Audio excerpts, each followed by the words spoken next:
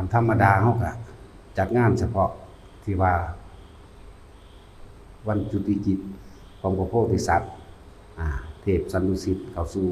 คันของพระมารดาบัดนี้ปีนี้มันเป็นแฝดสองหนมันก็เลยเลื่อนไหลเข้ามาทับกันกับวันวิสาขะอันเป็นวันประสูติหมายถึงเกิดตรัสรู้หมายถึงบรรลุธรรมและปรินิพพานถึงขันอนุปาทิเสสนิพพานบ่ครับมันมาทับกันแต่ว่าที่เฮาจัดนี่ก็จัดในนามของวันจุติจิตวันจุติจิตและปฏิสนธิแห่งพระโพธิสัตว์เจ้าอันเป็นเครื่องสัญลักษณ์ว่าเป็นเครื่องหมายของดวงตาของโลกได้เกิดขึ้นแล้วซึ่งเป็นพุทธประเพณีเป็นพุทธวงศ์ที่ทำสืบต่อกันมาพระพุทธเจ้าทุกพระองค์เป็นแบบนี้แต่ว่าไม่ได้สูญหายไปแล้วก็บ่มีผู้พาเหตุจนกว่านี่แหละสภาพของเข้าเหตุนั่นแหละเพราะในความสำคัญคือสมัยแต่เก่าก่อนเมื่อพระพุทธศาสนาพันธุ์เกิดขึ้นพระพุทธเจ้าพันธุ์เกิดขึ้นแหล่งแห่งบุญกำเนิดแห่งบุญหรือเหตุบุญกับไผได้มากที่สุดก็คือมารดาบิดานั่นเองมันก็เลยให้ความสำคัญในของมารดาบิดานั่นแหละแต่เพิ่นสิเน้นมารดาหลายกว่าอยู่ผู้ใดสงสัยในพระสูตรนี้ก็ให้อ่านเบิ่งในพระสูตรของอุลลัมพนสูตรแล้วก็สารีปุตตสูตรอีกอันนึงก็เพิ่นเทศครั้งแรกเทศให้พระโมคคัลลากลับมา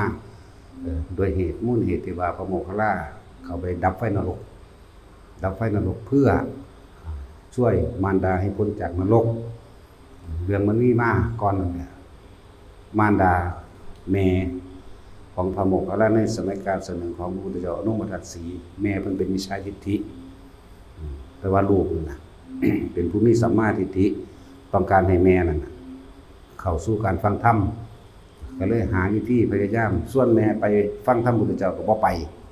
เฮ็ดจังได๋ก็บ่ไปก็เลยเขียนตะกี้มันเป็นกระบอกไม้ไผ่เขียวก็เลยสลั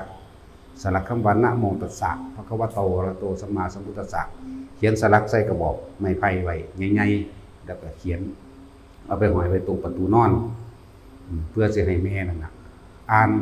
หรือมีความจำแม่ก็บ่เบิ่งดอกพลิกซ้ายพลิกขวาหรือหลับตาไปเลยมีมือหนึ่งเบิ่นฝ้าวแม่น่ะฝ้าวออกมาคือสิหัวก็เลยไปซ่อนกันกับกระบอกไม้ไผ่ที่เขียนว่านะโมนั่นแหละเพิ่นก็เลยเอาบังนั้นนะโมนั่นแหละดึงขาดลงมาแล้วเอาไปแกล้งคนแกล้งดาษบังนะโมหูขี่หูดาษกูนี่มีแต่นะโมอีหยังมันสิได้อยู่ได้กินอีหยังมีแต่คนพวกสมณะพวกหัวโลนทั้งหลายหลอกลวงคนกินซื่อๆนะจมไปพร้อมแล้วก็แล่นเข้าห้องน้ำไปพร้อมเด้จมไปว่าบ่นไปว่าจม จมไปทั้งทางก็เลยเอาบังนะโมนี่แหละสมัยตะกี้บ่ทันมีกระดาษทิชชู่เด้สิบอกให้เด้อแล้วก็มันบ่ทันได้มีน้ำล้างแบบนี้นะแต่เป็นส่วมเป็นฐานก็แค่เอาไม้แป้นนั่นน่ะกาดขุดหลุมลงไปแล้วก็กาดซื่อๆได้เอาอันบังนะโมน่ะเสร็จคนตัวเองแล้วก็จมไปพร้อมกับสัตว์ต้องถิ่มพร้อมบาปกรรมอันนั้นก็เฮ็ดให้ตกนรกมาตั้งแต่สมัยพระพุทธเจ้าอนุมัติสีคิดเบิ่งได้จักองค์บอกเจ้าว่า10กว่าองค์พุ่นเด้ตกนรกเรามาเคลื่อนจนถึงสมัยพุทธกาลในปัจจุบันนี้คือพระพุทธเจ้าโคดมเฮาเกิดขึ้นจังพ้นจากนรกมาแต่จังมาเป็นเปรตนี่เห็นบ่นี่ตกนรกคูตะนรกก็คือเป็นกินเป็นหนอนนั่นแหละหนอนนรกเด้เป็นตะยานก็ยังเด้หนอนนรกกินขี้นั่นแหละกินซ้อนไส้กินนั่นนี่พอดีพระโมคคัลลาเพิ่นก็คิดอยากตอบแทนบุญคุณมารดาบิดาเพิ่นเองก็เลยตรวจสอบโดยญาติของเพิ่นเองไปเห็นแม่ผู้นี้โผอยู่ในคูตะนรกก็ลุยลงไปหาแม่ก็จำกันได้เด้แม่ก็จำได้คือเขาเด้โอ้ลูกเอ้ยพอดีแม่นี่สุขสบายดีแล้วบ่ได้อึดอยู่อึดกินเฮาซั่นลงมามาอยู่มากินกับแม่ว่าซั่นเพิ่นล่ะเบิ่ง ทั้งสั้นแล้วเพิ่นก็พยายามที่สิเอาแม่ขึ้นออกจากคูตะนรกนั่นออกแต่ว่าก็เอาออกบ่ได้เห็นบ่นี่ผู้หนึงในความพยายามเบิดเฮ็ดหยังก็บ่ได้ต่อมาก็ไปตรวจสอบเบิ่งไปในนรกอันเป็นไฟนรกอเวจีแม่ผู้หนึ่งกำลังถือไฟใหม่อย่างรุนแรงเลยเพิ่นก็เลยดับไฟนรกดับให้มันเย็นลงเบิดนั่นแหละแล้วพยายามใส่อิทธิฤทธิ์ของเพิ่นเองดึงแม่ขึ้นพอแต่ซื้อสิขึ้นวิทย์ออกจากหลุมนั้นหรือแดนทรมานอันนั้นลุดมือลงไปยงสั่นเป็นอยู่ตลอดแม่อีกผู้หนึงอยู่ในโลลุวะนรกอันนี้เป็นนรกเย็นเป็นเหมือนกำแพงเป็นลักษณะคือหน้าผาสูงชันแต่ว่ามันคือซุ่มไก่นี่แหละอันลักษณะนรกโลลุวะนรกตัวนี้คือซุ่มไก่แต่ว่ามันใหญ่กว่าเด้สัตว์นรกไต่ไปคือแมงมุมไต่ไปตามกำแพงของแล้วก็นรกนี่เย็นที่สุดไต่ไปในระดับครึ่งนึงแล้วด้วยความเย็นพวกขาข้นหรือว่าพวกโกงข้นด้วยพวกเลือดเย็นพวกนี้โทษเลยไปอยู่ในหันไปในระหว่างครึ่งนึงแล้วร่างกายสิแตกออกเป็นคือก้อนน้ำแข็งแตกลงมานี่เพิ่นก็พยายามซอยจนสุดท้ายแล้วไปหาแม่อีกผู้นึงอีกอยู่ในนรกเหมือนกันใส่อิทธิฤทธิ์ดึงขึ้นมาแต่ว่ากับบ่วิตว่าสามารถให้พุทธเจ้าได้ทรงพยานได้บอกโมคคัลลาในฐานะของเธอเนี่ยสิมีฤทธิ์เดชเพียงใดก็ช่างกรรมมันมีผู้ใดแก้กันได้บ่มีผู้ใดสิแก้กรรมได้ไผก็สั่งทำกรรมอันใดย่อมได้รับผลของกรรมนั้นสืบไปกำลังของเธอบ่สามารถช่วยได้ให้เธอกลับมาก่อนนั่นแหละกลับมาแล้วมือใหม่นี่แม่ยังมีชีวิตอยู่นั่งโมคคัลลีเด่นแม่เพิ่นชื่อว่าโมคคัลลีแต่พระพุทธเจ้าเอิ้นพระโมคคัลลาเอิ้นชื่อน้ำแม่เอิ้นชื่อแทนลูกอีนั่นลูกอีนี่เขาเอิ้นนะก็เลยเอิ้นอันนี้แหละเอิ้นว่าโมคคัลลาแม่เพิ่นนั่นแม่ในปัจจุบันชาตินี้ถึงเป็นเศรษฐีเพิ่นก็มีลูกผู้เดียวอีกเด้แม่พระโมคคัลลานี่นางโมคคัลลีพระมณีแม่ชื่อว่าโมคคัลลีพระมณีเด้อแม่พระโมคคัลลานั่นแหละพุทธเจ้าเอิ้นบุตรนางโมคคัลลีแต่ว่าเอิ้นผู้ชายหรือว่าโมคคัลลาเรียกว่าล่ะท่านมื้อนึงก็ไปป้อนเขาวแม่เพิ่นบ่ได้ป่วยดอกในปัจจุบันศาสตร์นี่นะบ่ป่วยเด้ไปป้อนเขาวแม่ทำท่าใส่เจ้าเดมันยาอยากให้ลูกมาเอาใจนะโดยนิสัยของแม่เพิ่นเองก็เป็นคนรังแกเอาเปรียบดูถูกเอาตูใส่ร้ายทิ่มแช่งผู้อื่นเป็นจังซั่นโดยนิสัยพระโมคคัลลาก็เลยไปป้อนเขาทำท่าป่วยได้จริงๆบ่ได้ป่วยจริงๆทำท่าก็ไปก็เอาอาหารใส่จานตักป้อนแม่ก็ทั้งยิ้มทั้งหัวได้แต่ว่าโดยพยานของพระโมคคัลลามองทะลุเข้าไปในหัวใจของแม่นี่ตกนรกห้องว้าขึ้นมาหมายถึงแม่ผู้นี้แหละหมายถึงว่าตกนรกแน่นอนเพิ่นเห็นโดยล่วงหน้าจังซั่นเพิ่นก็เลยเกิดความด้วยบางมือนึงก็เกิดมาทำสมาธิแต่ว่าด้วยความกังวลว่าอาจสามารถเข้าสู่ความสงบได้ความสงบคือเพิ่นอยากพักจิตของเพิ่นแต่ว่าเข้าไปบ่ได้นะพระพุทธเจ้าก็เลยบอกพระพุทธเจ้าก็เลยบอกให้ไปเฝ้ามาเข้าไปเฝ้าพระพุทธเจ้าก็เลยบอกว่าโมคคัลลาเธอบ่อาจสามารถกระทำการสิ่งนั้นได้หรอกกำลังของเธอโดยเฉพาะบ่อาจสามารถกระทำได้มันมีอยู่มื้อนึงซึ่งเราตถาคตได้บำเพ็ญพุทธบารมีเรียกว่าเป็นบารมีพิเศษ6อย่างสำหรับบุคคลที่มีกตัญญูที่จะยกคุณของมารดาบิดาหรือช่วยมารดาให้พ้นจากทุกขติ ในวัน15ค่ำเดือน7อันเป็นวันจุติจิตแห่งพระโพธิสัตว์เจ้าทั้งหลายของพระพุทธเจ้าทุกพระองค์15ค่ำเดือน7คำว่าทุกพระองค์เฮาสิกล่าวเอาเฉพาะคำว่า ในภัตตรกัปนี้พุทธเจ้าหาพระองค์ภกกุสันโธโกนาโกนัสสกัสสปะพระโคตมะแล้วก็พระศรีอริยะเป็นองค์สุดท้ายปิดกับปฏิจุติเหมือนเดียวกันประสูติตรัสรู้ปรินิพพานเหมือนเดียวกันเหมือนกันเพิ่นเอิ้นว่าเป็นพุทธประเภทนี้บ่แม่นอริยะประเภทนี้เป็นพุทธะเป็นพุทธวงศ์พุทธวงศ์พุทธประเภทนี้แล้วก็เลยบอกว่าในวัน15ค่ำเดือน7เป็นวันดวงตาของโลกได้เกิดขึ้นแล้วก็สิมีบุพนิมิตอันเป็นของประเสริฐเกิดขึ้น32อย่างคนตาบอดกับตาดีในมือนั้นหมายถึงมือที่เพิ่นเคลื่อนที่จากดุสิตเข้าสู่คันพระมารดาปฏิสนธิเข้าสู่ช่องหัวใจ32อย่างคือคนง่อยเปียเสียขาปัญญาอ่อนมื้อนี้หายหมดนรกทั้งหลายก็สิหยุดทำงานในมือนั้นเหมือนกันเปรตก็หายหิวแล้วสัตว์ทั้งหลายที่เป็นศัตรูกันหมู่เฮากับพังพรสู้กันอยู่ดีๆก็หยุดเลยเป็นมิตรสหายกันทันทีหรือว่าเสือกับกวางนี่ก็เป็นหมู่กันทันทีในมือนั้นคนที่เคยบาดหมางและอาฆาตกันก็สิหายกลายเป็นอภัยทานในกันทันทีหน้าต่างที่ปิดอยู่ก็เปิดเองลมพายุที่พัดในระหว่างทะเลก็หยุดลงเองทะเลก็สงบเงียบลงเองนี่เป็นนิมิตที่ว่าดวงตาของโลกได้เกิดแล้วพระสัทธรรมทั้งหลายก็สิได้เผยแผ่คือเหมือนดวงอาทิตย์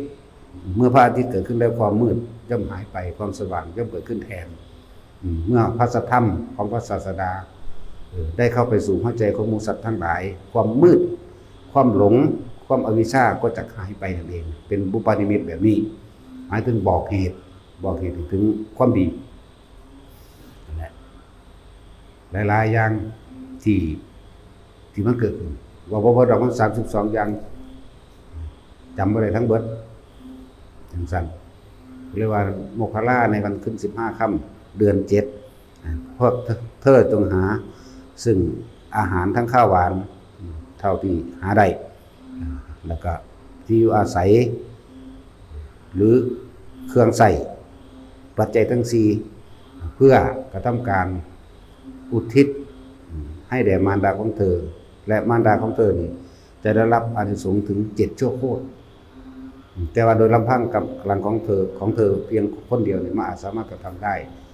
สมัยนั้นพุทธเจ้าก็ยังมีชีวิตอยู่นะบ่ล่ะมีพุทธเจ้าเป็นประธานอยู่แล้วหมู่สงฆ์ที่มาในทิศทั้ง10เธอจงให้ทานในหมู่สงฆ์ที่มาในทิศทั้ง10เถิดนี่พูดถึงเรื่องของพระโมคคัลลาเด้อตามนั้นพระโมคคัลลาก็ตามนั้นก็เลยต้องเฮ็ดแบบนั้นอย่างว่าเพิ่นก็เป็นผู้มีชื่อเสียงเป็นผู้มีบุญสร้างมามากเนาะเพิ่นก็ไปขอให้พระเจ้าพิมพิสารหรือพระเจ้าปัจเจนนั่นแหละมาสร้างกุฏิให้4หลังส่วนอาหารข้าวหวานต่างๆก็ได้จากนางวิสาขาตลอดทั้งหลายๆของกษัตริย์นั่นแหละ มาหาให้แต่อาหารข้าวหวานยังละลอยหมดเด้วันนี้กล่าวถึงภาษาลิบุตรก็เฮ็ดเหมือนกันเด้บ่แม่นว่าสิเฮ็ดเฉพาะพระโมคคัลลาเด้สารีปุตตสูตรอันนี้หมายถึงพระพุทธเจ้าก็เว้าแต่มันมีบันทึกเอาไว้ในเปรตวัตถุในเปรตวัตถุคุตกะนิกายในเปรตวัตถุนั่นแหละเกี่ยวกับเรื่องพระสารีบุตรก็เหมือนกันพระสารีบุตรนี่โดยว่าแม่เพิ่นผู้หนึ่งเป็นเปรตมีร่างกายใหญ่มีหนังหุ้มกระดูกหิวอย่างใหญ่ปากก็น้อยปากน้อยเที่ยวแลนฝุ่นแลนพี่เพื่อหากินนั่นแหละในมื้อนึงหมู่ภิกษุ30รูปกำลังข้ามแม่น้ำมาเปรตนางนี่ก็สามารถปรากฏกายขึ้นมาได้ปรากฏกายมาถามหาว่าหมู่พระคุณเจ้าทั้งหลายได้เห็นบุตรของผู้ข้าบ่บุตรผู้ข้าชื่อว่าสารีบุตรพวกพระภิกษุทั้งหลายแล้วนั่นก็ว่านางสาลีพระมณีเพิ่นเด้ล่ะเป็นแม่ของพระสารีบุตรบ่แม่นเจ้าก็เลยในอัตภาพที่7ผู้ข้านี่เป็นมารดาของพระสารีบุตรมีความหิวกระหายเป็นอย่างยิ่งขอได้อุทิศส่วนบุญส่วนกุศลให้ผู้ข้าเนี่ยตอนนี้ก็หิวบ่มีแนวสิอยู่สิกินแล้ว ตั้งแต่ตายตกนรกมาจนเท่าพลิกขึ้นมาเป็นเปรตได้นี่ครับบ่เคยมีหยังตกท้องเลยหิวยังกระหายยังรุนแรงพระนั่นก็เกิดความเมตตาสงสารอยากสงเคราะห์ให้เลยว่านอนลงเพราะมันสูงใหญ่ได้เปรตนะไปเป็นเปรตชนิดที่มีความร่างกายใหญ่เพิ่นสิรองรับความเจ็บปวดมันโศสาสมกับกรรมตัวเองพระก็เลยเอาบาตรที่เพิ่นเอามานำนั่นแหละตักน้ำมาองค์ละเต็มบาตรนอนลงแล้วอาปากว่าฮู้น้อยๆนึงเนาะบ่แม่นปากแหลมๆยาวๆดอกแต่เป็นปากธรรมดาแต่ว่ามันฮู้น้อยๆพระก็ลงก็เทน้ำลงเบิดทั้ง30 บาทนะครับถามว่าอิ่มหรือยังถามว่านั่งเปลี่ยนอิ่มหรือยังอย่าว่าแต่อิ่มเลยพระพุทธเจ้าที่จะไหลหลวงหลวงพ่อแม่เพียงแค่หยาดฝนเดียวไม่มีเพิ่นก็เลยยังความสุขใจมันก็หนีไปก็คือไปเชตวันแล้วไปบอกพระสารีบุตรว่ามารดาของท่านเป็นเปรตยังละปฏิปูชิกาเปรตแต่มีความปฏิปูชิกาเปรตมีความหิวกระหายรอท่านอยู่ให้ท่านไปสงเคราะห์อยู่ในระหว่างแม่น้ำโลหินีพระโมคคัลลาก็ไปเลยแต่บ่แม่นพระสารีบุตรก็ไปโดยฤทธิ์คือกันเด้บ่แม่นสิมีฤทธิ์แต่ผู้เดียวเด้ไปเห็นพอดีท่านก็ดีใจเห็นลูกมากคนที่ตายไปแล้วตกนรกไปแล้วมันเหมือนกับมือเดียวนี่เด้มันยังจำได้อยู่เด้พวกเจ้าจักบ่กรรมอะไรก็ตามที่เฮ็ดไว้นั่นชื่อได้จำได้เหมือนเดิมสัญญานี่บ่เคยลืมยิ่งถึงเวลาตกระกรรมลำบากได้รับวิบากกรรมตัวนี้แล้วจำได้เหมือนเดิมเหมือนกับเป็นมือเดียวกันแต่ว่าบัดนี้มันผ่านมาหลายกลับแล้วเด้แต่ว่าพวกเปรตพวกสัตว์พวกเปรตพวกสัตว์นรกนี่ชื่อได้จำได้ก็เหมือนกับเพียงแค่วันเดียวคิดเบิ่งเด้อพวกเขามันตายตัวใดนับศาสตร์ประมาณก็บ่ได้แล้วมันเป็นตาประมาทบ่ล่ะเนาะพอตาไปเห็นบอกว่าหิวก็หายก็เฮ็ดแบบเดียวกันกับพระ30องค์นั้นก็ใส่เอาเรียกบาตรมากก็เอาบาตรตักน้ำบอกให้แม่นอนลงเหมือนเดิมเทลงในปากเทลงอย่างใดก็หลายบาททักแล้วล่ะ3-40ก็ตกบอกว่าอิ่มหรือยังบอกอย่าว่าแต่อิ่มเลยลูกเอ๋ยแม้แต่หลวงลำพ่อแม่เพียงแค่อยากคนเดียวก็ไว้ไม่มีนั่นแหละไปเฮ็ดอีกแล้วก็แม่เพิ่นอีกผู้นึงนั่งเปรตอีกสมัยนึงฮู้ถ้าพระพุทธเจ้าเฮายังเสวยชาติเป็นโพธิสัตว์เด้นั่งเปรตตัวนี้ก็ดีในสมัยการนั้นเพิ่นพาเมียเพิ่นลูกเพิ่นหมายถึงพระพุทธเจ้าเฮาในสมัยนั้นสิสมัยพุทธเจ้าองค์ใดชื่อว่าอะไรล่ะ10กว่าพระพุทธเจ้าดอกคิดเบิ่งเด้อ10กว่าพระพุทธเจ้าพระพุทธเจ้าเกิดเป็นยากขนาดนั้นชื่อว่าใด ชื่อว่าใดว่ากว่าตัวใดหรือองค์ใดนั่นแหละพระพุทธเจ้าเฮานี่สมัยนั้นเป็นพ่อพระสารีบุตรเรียกว่าล่ะเป็นเศรษฐีทำมาค้าขายภาษาลิบุตรก็เป็นลูกยังเป็นกุมารเขาว่ากุมารเขาเจ้าก็15-16 ปีแล้วล่ะนั่นแหละพาเมียพาลูกให้ท่านอย่าโจกบริโภคคนขอท่านตลอดคนเดินทางไกลตั้งลงท่านไปตาม3แยก4แยกต่างๆแยกประเภทออกคนทองก็ให้อยู่ห้องคนทองคนมีลูกน้อยก็อยู่ห้องคนมีลูกน้อยคนเป็นที่ถูกพุทธังกระจัดห้องให้อยู่ปล่อยปะปนกันนั่นส่วนนั่งเปรตนี่ตะกี้เราก็เป็นคนงามนั่นแหละจึงเป็นแม่ภาษาลิบุตรในสมัยนั้นที่นี่เฮ็ดมาจังซั่นตลอดสมณะชีพราหมณ์ทั้งหลายที่มาบิณฑบาตเพิ่นก็พาใส่บาตรเป็นประจำเฮ็ดเป็นประจำบ่เคยขาด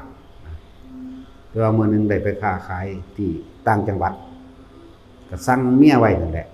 ว่าน้องหญิงพี่ผ้าเธอกระทำเช่นใดขอให้เธอจงต้องกิจกรรมเช่นนั้นเถิดอย่าให้ขาดในการให้ทานอย่าให้ขาดในการช่วยเหลือบุคคลทั้งหลายให้เธอสงเคราะห์พระทรัพย์สมบัติของเฮานั่นน่ะมันมีมากแหละที่เฮาแม่นทรัพย์สมบัติที่มีมากเพียงใดก็สิบ่มีความหมายสำหรับคนที่ตนีทรัพย์สมบัติทั้งหลายนั้นย่อมฆ่าบุคคลผู้ตนีให้ลงสู่นรกได้เธอจงจำภาษิตอันนี้ไว้บอกเมียนั่นแหละเธอจงพาบุตรของเธอให้กระทำตามที่เราพากระทำนะนั่นก็รับปากยังดีเด้ว่าเจ้าข้าพอตาผัวไปได้มื้อ 1-2 มื้อเท่านั้นแล้วบัดนี้ บ่เฮ็ดเลยลื้อลงท่านถิ่มเบิดลื้อลงท่านถิ่มบ่เฮ็ดตามเก่าบนด่าสมณะชีพรามทั้งหลายว่าเป็นพวกขอทานว่าเป็นพวกหัวโลดว่าเป็นพวกโลกเลื้อนว่าเป็นพวกคนขี้ทูดโลกเลื้อนมรหดว่าไปพวกท่านทั้งหลายมีร่างกายกำยำไปแข็งแรงดีแต่ว่าบ่มีปัญญาทำมาหากินด้วยตนเองกระทมน้ำลายใส่พระนั่นแหละจากโบราณสมณะชีพรามทั้งหลายก็ถูกดูถูกแบบนั้นสมควรจะไปหากินสมองหมามั่งกินสมองลิงมั่งหรือไปกินซากศพที่อันเน่าเปื่อยมั่งนี่คือการสาปแช่งกับหมู่สมณะชีพรามสิไปไว้ยังกับพวกขอท่านเนาะลือของทิมก็เฮ็ดเรื่องสั่นแต่ก็บ่มีการให้ท่านอีกต่อไปแหละก่อนผัวเพิ่นคือพุทธเจ้าเฮานั่นแหละสิเดินทางกลับบ้างเขาก็ส่งข่าวมาว่าท่านเศรษฐีจะกลับมาแล้วอีกเดือนนึงประมาณเดือนนึงก็จะถึงนั่นบ่ทางนี้ป่วยล่ะป่วยพอดีมาถึงกับทางตายแล้วป่วยใน15มื้อก็ตายใน15มื้อตายก็ลงสู่มหาเวจีเด้จักว่าล่ะบ่ได้แม่นเป็นเปรตเลยทีเดียวเด้ต้องไต่ลำดับโดยคารุกรรมอันหนักกรรมปากคอกอันใดมันหนักกว่าใส่นั่นก่อนเด้แล้วตกเข้าไปสู่เวจีตกนรกมุกใหม่อยู่นั่นเป็นระสงไขเด้พวกเจ้ามันง่ายเด้อันที่เว้าๆเหมือนง่ายๆนี่รวบให้พวกเจ้าฟังซื่อเด้จนล่วงเลยมาถึงนี่จนถึงสมัยปัจจุบันคือพระพุทธเจ้าเฮาสมัยนั้นก็เป็นพ่อพระสารีบุตรเป็นเสวยชาติเป็นโพธิสัตว์อยู่นั่นบ่จนมาตรัสรู้แล้วนางอันนี้จังพ้นขึ้นมานางเปรตอันนี้ยังชื่อว่าอะไรล่ะลืมหมดละยังละที่จำซื้อวิปฏิปูชิกาบอกจักสิมึงได้อ่านบ่ผู้ใครกูก็ถามซะคือถามต่อใหม่ซึ่งหลึงถามไปก็เลยเนาะจนพระเจ้าเฮาตรัสรู้แล้วนี่เพิ่นก็กล่าวถึงแม่ของพระสารีบุตรอยู่2 คน2ศาสตร์นี่เพราะว่าศาสตร์ปัจจุบันก็บ่ทันตายนางสาลีพระรามณีอยู่นารันทาก็บ่ทันตายเนาะนะครับพุทธเจ้าก็ทรงพญาไปบอกมาเหมือนกันกลับมาก็เว้าแบบเดียวกันนั่นแหละกับเว้ากับพระโมคคัลลาเทศนาอันเดียวกันบอกสารีบุตรแม้นเธอสิมีฤทธิ์เดชมากขึ้นเพียงใดเหมือนพระโมคคัลลาก็บ่อาจสามารถสิแก้กรรมสิ่งที่กระทำลงไปแล้วกรรมบ่มีไผแก้ให้กันได้กระทำลงไปแล้วจนรับวิบากผลของกรรมนั้นสืบไปแต่ว่ามีอยู่มือเดียวในภายในปีหนึ่งซึ่งเป็นพุทธวงศ์หรือเป็นพุทธประเพณีได้สืบต่อกันมาผู้ที่เป็นโพธิสัตว์หรือผู้ที่สำเร็จเป็นพุทธเจ้าแล้วได้บำเพ็ญบารมีอันเป็นเครื่องพิเศษสัตยาธิฐานและอธิฐานบารมีสำหรับมาตาหมายถึงมารดาแม่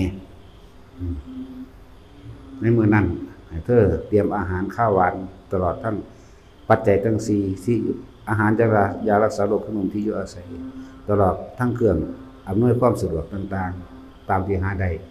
แล้วนิมนต์พระมาทั้งหมดในทิศทั้ง10เธอจงให้ทานกับหมู่คณะสงฆ์เหล่านั้นเถิดและเครื่องอุทิศไปให้แด่มารดาของพวกเธอในเมื่อนั้นยังว่านรกมีสิหยุดทำงานหยุดการทรมานหมู่สัตว์เพราะบารมีที่เพิ่นกระทำไว้อันเป็นของเนื้อวิสัยที่พวกเฮาสิรู้ได้อันพวกนี้ว่าให้ความสำคัญแน่แต่ละคนที่ตัวเองมีชีวิตอยู่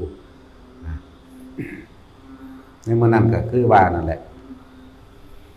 15 ค่ำเดือน7พระพุทธเจ้ายังมีชีวิตอยู่เป็นประธานเห็นบ่เป็นประธาน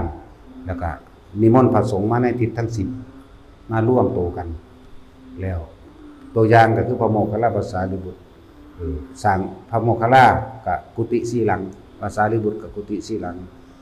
อาหารต่างๆหวานข้าวเพิ่นมีอุปถากหลายผู้ปรารถนานํเพิ่นใบหลายเห็นบ่ล่ะก็ยังว่าบารมีเพิ่นสร้างมากมหาศาลอยู่แล้วเพิ่นขอหยังก็ได้เบิดผู้ใดก็เฮ็ดให้พระเจ้าประเสนก็มาเฮ็ดให้พระโมคคัลลาภาษาลิบุตรกษัตริย์ต่างๆตลอดนั่งวิสาขานั่งอุตราหรือหลายๆนั่นแหละมาเฮ็ดไว้ให้เมื่อถึงมื้อนั้นหมายถึงวัน15 ค่ำเดือน7 พุทธเจ้าก็เป็นประธานแห่งสงฆ์อยู่แล้วเนาะแต่ที่นี่เพิ่นก็สิพากันสาธยายธรรมหมายถึงท่องบนทรงจำท่องบนทรงจำคำสอนพุทธเจ้าตะกี้มันก็บ่ทันได้มีการบันทึกหรือจดจารึกมันเป็นปากต่อปากเนาะอาศัยความจำเพิ่นก็เลยอาศัยว่าสาธยายสัจฉายะคือสาธยายคำสอนพุทธเจ้าเพื่อเป็นการระลึกมีธรรมจักรกับปวัตตนสูตรมีอนัตตลกนสูตรอธิตปริยยสูตรและปฏิจจสมุปปนธรรม4บทหมายถึงให้พวกเธอทั้งหลายจงท่องบนทรงจำทำให้คล่องปากและขึ้นใจรู้ความหมายเป็นอย่างดีโดยพร้อมเพรียงกันนั่นแหละในตอนนั้นที่พระเจ้าเป็นประธานพระพุทธเจ้าเพิ่นสิเป็นผู้ขึ้นหัวข้อให้ใช่ว่าล่ะหังบ่ได้มีคำว่าเอวัมเมเด้พวกเฮามันเป็นรุ่นหลังแล้วพวกเฮามีเอวัมเมสุตังเอกังสัมยังภควาภารณเสียงวิหรติอิสิปฏิวิทรเยเป็นบัดล่ะสมัยนั้นก็มีทเวมีภิกขเวกันเลยเด้นั่นบัดล่ะอันตาปปชิเตนะนาเสวิตาภโยจาจังกัมมิสุขมัสสะริกโยหิโนกโมปุจจันโกคือเพิ่นเทศไปเลยแหมว่าง่ายๆพวกเฮานั่นอาศัยความจำของพระอานนท์เด้พวกเฮามามีเอวัมเมสุตังเนาะสมัยนั้นพุทธเจ้าขึ้นหัวข้อให้เพิ่มหมู่พระสงฆ์กับสาธยายพร้อมกันนั่นแหละในตอนนั้นถวายกุฏิอาหารยารักษาโรคเครื่องนุ่มที่อยู่อาศัยตลอดทั้งเครื่องอำนวยความสะดวกทั้งเบิดแล้วเพิ่นก็ผ้าที่ว่าผ้าเก่าก็ว่าบ่ได้เพราะเขาเจ้ารู้อยู่แล้วว่าขอผลทานบุญกุศลกรรมดีที่ข้าพเจ้ากระทำมาแล้วตั้งแต่จนถึงปัจจุบันณขณะนี้จนถึงแด่มารดาของข้าพเจ้าที่มีมาแล้วในจนถึงปัจจุบันณขณะนี้ขอมารดาของข้าพเจ้าจงได้รับส่วนบุญกุศลนี้จงมีความสุขเถิดข้าพเจ้าอุทิศเอิ้นว่าอุทิศให้ซ้ำนี้พระโมคคัลลาภาษาดุบุตรเป็นต้นแบบต้นฉบับในการให้ท่านในวันสำคัญอันนี้วันอุลลัมมณสูตรหรือ15ค่ำเดือน7วันจุติจิตของพระโพธิสัตว์ต้องนั่นแหละเฮาก็เลยได้ตัวอย่างมาแต่พุ่นได้ตัวอย่างมาแต่ก็บ่แม่นของสิมาเว้าได้ง่ายๆเด้ของพวกนี้บ่แม่นผู้ใดผู้หนึ่งสิเว้าได้เฮ็ดได้นั่นแหละจังว่าบ่ค่อยมีผู้เฮ็ดแล้วก็บ่ค่อยมีผู้นำเรื่องนี้มาเว้าแล้วเฮาก็บ่ฮู้จักพร้อมว่าวันจุติจิตคือวัน15ค่ำเดือน7แม่นบ่พวกเฮาสิไปความสำคัญในวิสาขะมาคะอาสาฬหะแม่นบ่เป็นจังซั่นคือมันเป็นประเพณีนิยมทั่วโลกแล้วนะแต่ว่าเฮานี่ยกตัวนี้ขึ้นมายกวันสำคัญเป็นวันสำคัญที่สุดอีกมื้อนึงคือกันเด้นี่เป็นวันเฉพาะมารดาบิดาจังซี่นะแต่ว่าปีนี้มันก็มาตกแฝด2หนเนาะมันก็เลยมาเป็นมื้อเดียวกันเป็นตรงกันตามสมมุติก็เฮ็ดไปตามสมมุตินั่นแหละแต่ว่าตามวิมุตติมันก็มีคือเก่านั่นแหละตามความจริงซะตามความจริงมันก็ได้คือเก่าอย่างสั้นวันนี้ที่พระโมคคัลลาสารีบุตรกับอุทิศมือเดียวกันอาศัยกำลังของหมู่คณะสงฆ์มีพระพุทธเจ้าเป็นประธานเนาะเมื่ออุทิศปัจจัยทั้ง4อาหารยารักษาโรคเครื่องนุ่งที่อยู่อาศัยตลอดทั้งเครื่องอำนวยความสะดวกต่างๆสารพัดเรียบร้อยเพิ่นก็ปรากฏกายให้เห็นเลยเด้มารดา7ชั่วโคตร7ชาติไล่จากหลังขึ้นไปชาติที่มีชีวิตอยู่บ่ได้ไล่เด้เดี๋ยวว่าล่ะบ่ได้ไล่ออกจากพวกที่ตายไปแล้วใน7ชั่วโคตรขึ้นไปสู่สวรรค์เบิดปรากฏกายให้เห็นได้เลยมีร่างกายผิวพรรณผ่องใสสวยงามขึ้นสวรรค์เบิดแล้วก็ถ้าบุญบารมีเก่ามันมีอยู่แล้วก็แล้วแต่มันสิส่งไปสิไปดาวดึงส์สิไปนิมมาหรือปรานิมมาก็แล้วแต่อันนั้นมีของเก่าทรงนำพร้อมคนมันก็เคยทำบุญมาเหมือนกันทุกคนนั่นแหละบาปมันก็มีมาเหมือนกันบุญและบาปมีมาคู่กันนั่นแหละที่นี่กระแสเสียงธรรมมันเป็นคำสั่งสอนขององค์พระศาสดาของเราเป็นการให้ปัญญาให้ทางให้ความสว่างของชีวิตแต่ว่าล่ะนี่แหละจังว่าพาเหตุหน้าแบบนี้ที่ว่าขอกระแสเสียงธรรมอันเป็นคำสั่งสอนแห่งองค์สมเด็จพระสัมมาสัมพุทธเจ้าจงดังก้องกันวานไปถึงมารดาบิดาของข้าพเจ้าขอให้มารดาบิดาของข้าพเจ้า จงมีแสงสว่างแห่งธรรมเพื่อเป็นเครื่องนำชีวิตในการต่อไปคำต่างๆก็สิพาวาดอกพอเข้าบ่ได้จื้อบ่ได้จำพ่อปานใดดอกเนาะยากนั้นหาเงินสั่นแล้วก็เลยบอกว่าต้นแบบต้นฉบับเอามาจากไสบอกให้ฟังว่าต้นแบบต้นฉบับเอามาจากพุทธกาลสมัยพุทธเจ้ายังมีชีวิตอยู่หลังจากเป็นตัวอย่างมาแล้วพระโมคคัลลาภาษาลิบุตรเป็นตัวอย่างมาหลังจากมันไปคนก็เห็นแล้วว่าแม่ที่ตกนรกอยู่แต่ละอันถึง7ชั่วโคตรขึ้นเบิดแม้สัตว์เดรัจฉานต้องตายก่อนตายมื้อนั้นแล้วก็ขึ้นรับมื้อนั้นเฉพาะผู้ที่อยู่ในทุกขติจะว่าทุกขติแปลว่าที่ทุกข์ยากลำบากหาความสุขไม่ได้จึงเรียกว่าทุกขติทุกข์นั่นแหละทุกข์ขึ้นสู่สวรรค์บัดนั่นแหละหลังจากแล้วงานแล้วบัดนี้ภาษาลิบุตรก็ถามว่าในการต่อไปคนลิบุตรหรือสาวกสาวิกาทั้งหลายอุบาสกอุบาสิกาทั้งหลายสามารถกระทำแล้วสิมีผลเหมือนดุจดังว่าสมัยปัจจุบันการหรือไม่พระเจ้าค่ะบอกมีนั่นแหละที่ทำเป็นตัวอย่างพวกเธอทั้งหลายก็เลยเป็นตัวอย่างเป็นนิติเป็นแบบอย่างเพื่อให้สาวกสาวิกาต่อทั้งหลายกุลบุตรผู้มีกตัญญูตะกะเวทิตาธรรมแด่มารดาบิดาสามารถกระทำได้มีอานิสงส์เท่าเทียมกันกับแม้เราตถาคตจะมีชีวิตอยู่แต่ว่าหลักนั่นแหละนี่มันมีที่มาอยู่ก็ได้พระเหตุนะพระเหตุแบบนี้แล้วเฮาก็เฮ็ดมานานแล้วแต่ว่าบ่มีผู้ใดรู้นำซื่อผมว่าท่านได้เป็นที่ขยายแอบเฮ็ดมาเรื่อยๆตั้งแต่รู้ความมาของเด็กพระบ่รู้ก็สร้างแต่ว่าเฮาเฮ็ดแล้วเฮาไปเฮ็ดนึกในใจของเฮาเองแต่เฮาบ่ทันบวชเฮาเฮ็ดมาแอบเฮ็ดมาเรื่อยแล้วก็เห็นหลายๆอย่างที่มันปรากฏขึ้นมาในตัวเองนั่นแหละก็เลยมั่นใจว่าเอาเฮ็ดนะสั่นแหละเลยพาพวกเฮาเฮ็ดเพราะว่าเห็นทุกคนทำบุญหาพ่อหาแม่ก็ขางัวขาควายกินเหล้าเมายาจ้างมหรสพพบวันลื่นเริงบันเทิงไปบางคนก็เป็นหนี้เป็นสินไปแต่เข้าใจว่าตัวเองได้ทำบุญหาพ่อหาแม่ได้แล้วขึ้นสวรรค์แล้วเนาะจังซั่นแล้วมันมีที่ไหนฆ่าคนอื่นเพื่อให้ตัวเองได้ความสุขมันบ่มีเด้ที่ถูกฆ่ามาเพื่อบำรุงบำเรอซึ่งตัณหาของตัวเองมีแต่มันสิได้คู่อาฆาตเกิดขึ้นตัวเขาก็มีความคิดคือกันแต่สัตว์มันบ่แม่นมีแต่เฮาเด้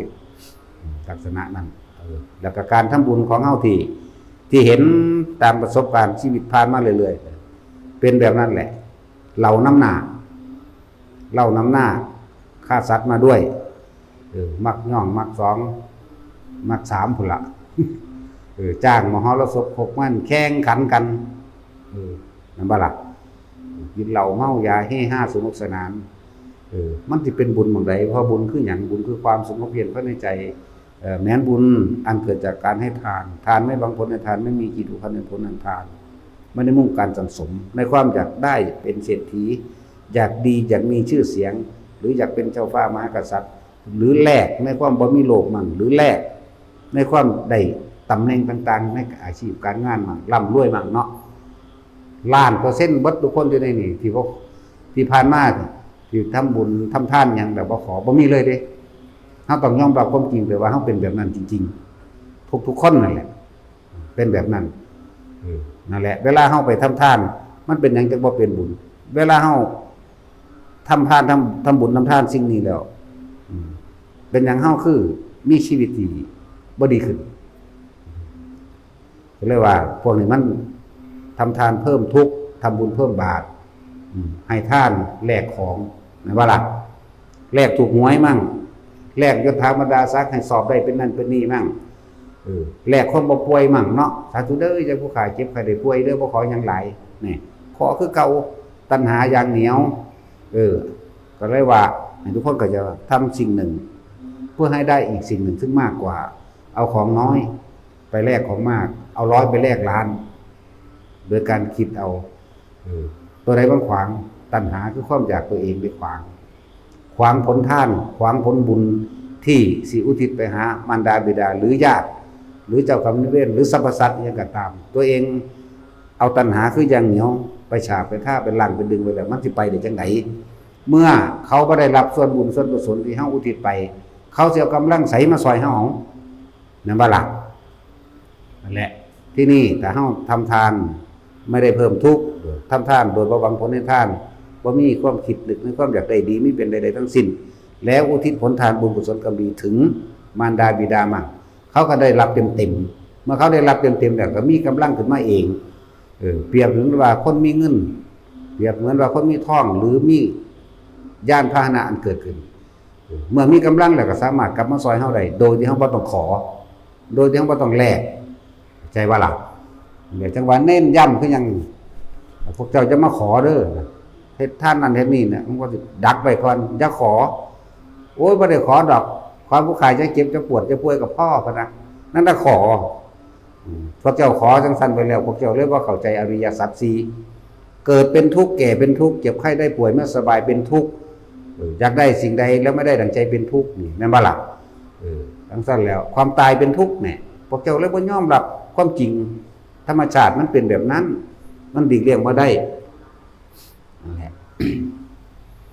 แต่ในความสำคัญของการที่ว่าให้ทุกคนมาทำบุญนี่ถือเอาเป็นมือ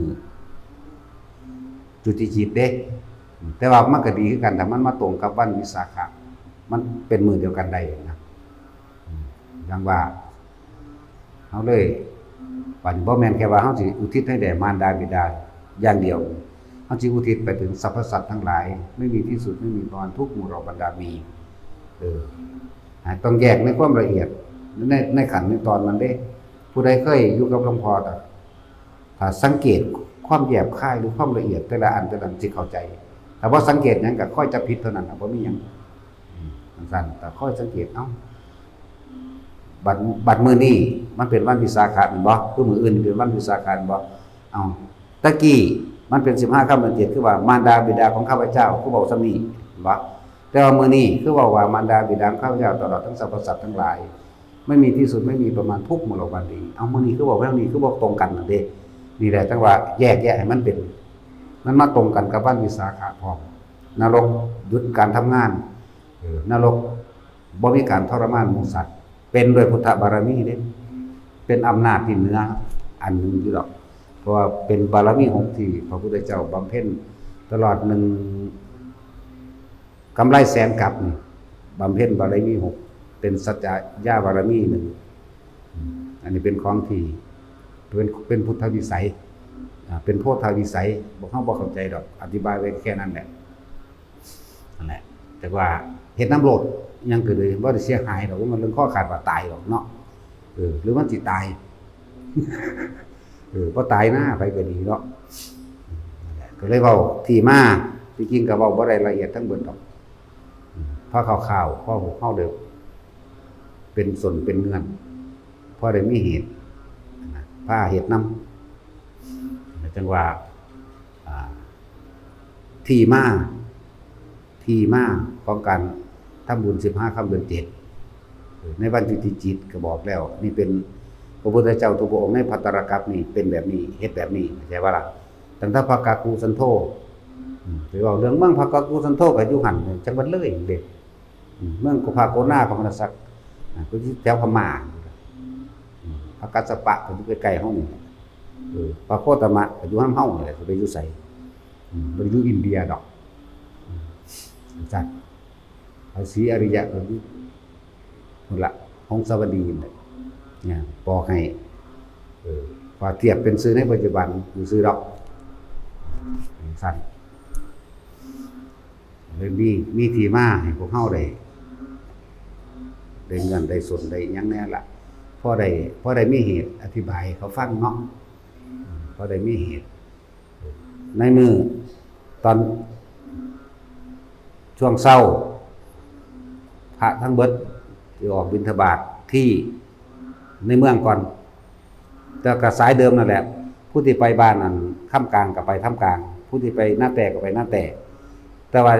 หลังจากนั้นมาก็สิมาร่วมตัวกันมีผู้ล่อใส่บาตรณจุดใดก็สิลงจุดนั้นฉะนั้นผู้อยู่แถวกกขอก็สิลงกกขอเข้าใจว่าล่ะแล้วก็สิบิณฑบาตเข้ามาจนถึงนี้มาถึงนี่แล้ว ให้เพิ่นกินน้ำไปของน้ำนี่จักหน่อยนั่นแหละ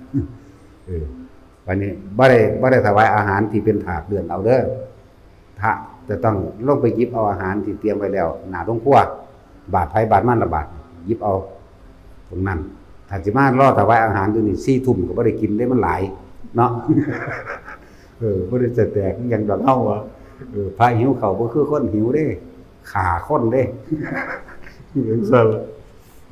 คนหิวมันบ่ได้หิวแล้วมันกินจับๆแกบๆกินเบิดมื้อเบิดเว้นเอาโลดบ่จังบ่สิค้านกินเด้อบุนี่บอกเป็นคนที่มาจากทุกสารทิศนั่นแหละอยู่จุดใดพระก็ต้องลงจากรถจุดนั้นแล้วก็บิณฑบาตเข้ามารวมตัวกันดีแล้วก็ต้องไปเอาอาหารมาแล้วก็มาตั้งบาตรบ่ได้เลื่อนถาดอยู่ข้างบนนี่อาจจะได้2 แถวอยู่ข้างล่างก็สิได้จักแถวว่า3มั้งข้างบนได้3หรือได้2ตะเกามันนะวิธีข้างบน2มี3มันบ่แต่บ่พอเฮาก็แถวนั้นต่อไปลงไปคือสิพอกันอยู่ดอกเพราะว่าเฮานั่งติดกันนั่นดิพออยู่นั่นเนาะก็แบบนี้ละมั้งย่นจากตัวนั้นมาลงตัวนี้น่ะแล้วก็พวกอยู่อันหนังต้นโพก็มารวมตัวกันอยู่นี่มาทั้งเบิดนั่นแหละจังซั่นแล้วเฮาก็มีการถวายสังฆทานเหล่านี้แล้วก็กล่าวอุทิศบุญไปแล้วก็สิพาสวดธรรมจักรอนัตตลกนัสูตรอธิตตปริยยสูตรแล้วก็ปฏิจจสมุปบาทพวกเจ้ามีหนังสืออยู่แล้วพวกเจ้าพากันกาวงเอาไว้เด้อมันจังบ่ได้อูอาอะมันจังบ่อูอาอะหน้าใดคือสูเด้อยู่นี่บ่ได้สวดซ่าๆเด้แต่สิสวดซ่าๆอุ้ย3 ทุ่มบ่ทันแล้วอยู่ทำบัตรเนาะเอวัมเมสุตังโอ้ยมีศูนย์ก่อนแล้วนั่นพอผู้อยู่นี่สวดเร็วเด้จักขุสมิตินี่พินทติเวทนายาปินี่พินทติบ่เด้อยู่นี่แต่ว่าล่ะอยู่นี่เขาคล่องบ่ได้เด้พวกอยู่นี่พยายามบืนเอาไปก็ดีแต่จริงๆแล้วมันอยู่ที่เจตนาที่พวกเฮาบ่ต้องกังวลว่าท่านหรือว่าท่านบ่ต้องกังวลว่าได้หรือว่าได้ผู้บ่สวดก็นั่งพนมมืออยู่ซื่อๆนี่นึกไปขอผลทานบุญกุศลกรรมดีที่เราทำนี้จนถึงแด่มารดาบิดาของข้าพเจ้าตลอดทั้งสรรพสัตว์ทั้งหลายไม่มีที่สุดไม่มีประมาณทุกหมู่เหล่าบรรดามีขอท่านทั้งหลายได้รับผลทานบุญกุศลกรรมดีนี้จงมีความสุขเถิดแค่นี้บ่ได้หยาดน้ำเด้ยากเนาะตามธรรมดาแล้วมันบ่ได้หยาดน้ำดอกขึ้นอยู่กับการกำหนดจิตของเฮาเองเจตนาที่จะอุทิศไปอุทิศแปลว่าให้อุทิศแปลว่าให้บ่ได้เกี่ยวกับน้ำแต่ว่าหยาดกับบ่พิพิธหยังดอกแต่ส่วนมากคนมันกังวลน้ำนี่มันพิธีหลากหลายเนาะพิธีมันหลายเฮาบ่มักพิธีป่ะเวลาบาปมันยังบ่มีพิธีแหมเวลาพวกเจ้าศูนย์นี่คนพวกเจ้ามีพิธีอยู่บ่แม่พวกเจ้าไปขออยู่บ่สมาทานบาปสมาทานศูนย์เนาะแม่นบ่ล่ะบัดสิมารักษาศีลสูสุดขาวผู้อยู่ใส่โลดดอกไม้ธูปเทียนขันธ์5ก็ว่าเด้เวลามันศูนย์ให้กันแหมมันคือบ่มีดอกไม้ธูปเทียนขันธ์8นะเนาะคือศูนย์เบิ่งให้กันโลดแล้วบ่ทันกิเลสเห็นบ่ล่ะจังซั่นแล้วกิเลสมันมีพิธีหลากหลายมันหลอกมันลวงไว้บ่ฮู้ว่าบุญก็เกิดที่ใจในการกระทำความดีบ่ทำลายเบียดเบียนผู้ใดเสียชีวิตและทรัพย์สินบ่บุญกระทำแล้วพูดแล้วให้ไปแล้วนี่ไม่มีความกังวลเร่าร้อนในภายหลังทั้งก่อนที่ให้ขณะให้และหลังที่จะให้หลังให้นี่คือเฮาคิดถึงแล้วก็เกิดความสงบเย็นใจเด้บาปได้บ่นี่ก่อนทำก็กังวลล่ะแม่นบ่ล่ะในขณะทำที่กังวลและเร่าร้อนหลังทำก็กังวลและเร่าร้อนย่านเขาจับได้นั่นล่ะบาปแปลว่ากังวลเร่าร้อนกังวลกระวายหาความสงบสุขบ่ได้เป็นว่าบาปเข้าใจความหมายคำว่าบุญซะเด้อไปก็ดีบุญแปลว่าสงบเย็นไม่กังวลกระวายในความรู้สึกบ่มีความรู้สึกว่ากังวลอะไรเลยบุญอันเกิดจากการให้ทานบ่กังวลอีหยังถ้าบุญอันเกิดจากการให้ทานเฮาบ่เข้าใจคนที่ให้ทานด้วยหวังผลในทานมีจิตผูกพันในผลแห่งทานมุ่งการสังสมในความอยากได้และอยากเป็น อยากได้สมบัติพระสถานอยากได้ลาภยศสรรเสริญแม่นบ่อยากเป็นนั่นอยากเป็นนี่พวกเจ้าสิกระวนกระวายเร่าร้อนบ่เป็นบุญแต่ว่าผลทานมีเหมือนเดิมเจ้าท่านสำเร็จได้เท่านั้นแต่ว่าอานิสงส์ของการทานมันบ่มีพวกเจ้าบ่ต่อท่านที่มีผลมากคือไม่หวังผลในทานไม่มีจิตพันในผลของทานไม่มุ่งการสังสมและทานที่ให้ไปแล้วอุทิศให้บุคคลผู้มีพระคุณที่ละโลกไปแล้วก็ว่าไปสิไปในปรโลกก็ว่าไปอุทิศให้ถ้ามันไปตรงถึงเขาแล้วเมื่อเขาได้ส่วนผลท่านบุญกุศลกับดีที่เขาเฮ็ดมานี่เขามีกำลังเขาก็กลับมาซอยเขาเองบ่ต้องไปขอบ่ต้องขออีหยังเลยขอนั่นล่ะเพิ่นเอิ้นว่าอย่าเอาของสูงไปแลกของต่ำก็พวกเจ้าเป็นทาสมันพวกเจ้ามีรถพวกเจ้าว่าพวกเจ้าเป็นเจ้าของรถบ่พวกเจ้ามีงัวมีควาย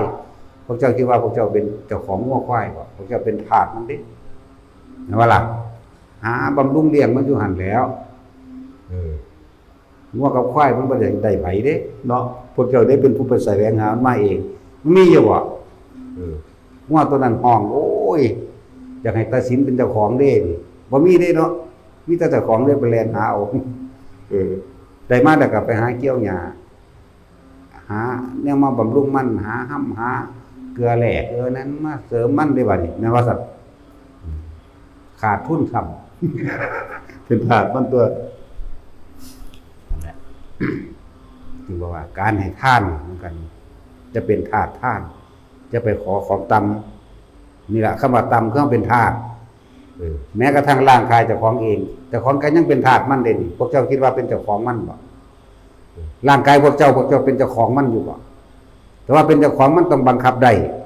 มึงจะฮ้อนมึงจะหนาวมึงจะหิวมึงจะปวดขี้ปวดเหี่ยวแม่นบ่มึงจะผมงอกมึงจะปวดแขวมึงจะปวดหัวมึงจะแขวโลนหน้ามึงจะเฒ่าแล้วมึงก็จะตายไหมแม่นว่าซั่นเป็นทาสตัวผู้หญิงทั้งเป็นทาสหลายเด้เป็นทาสร่างกายเจ้าของ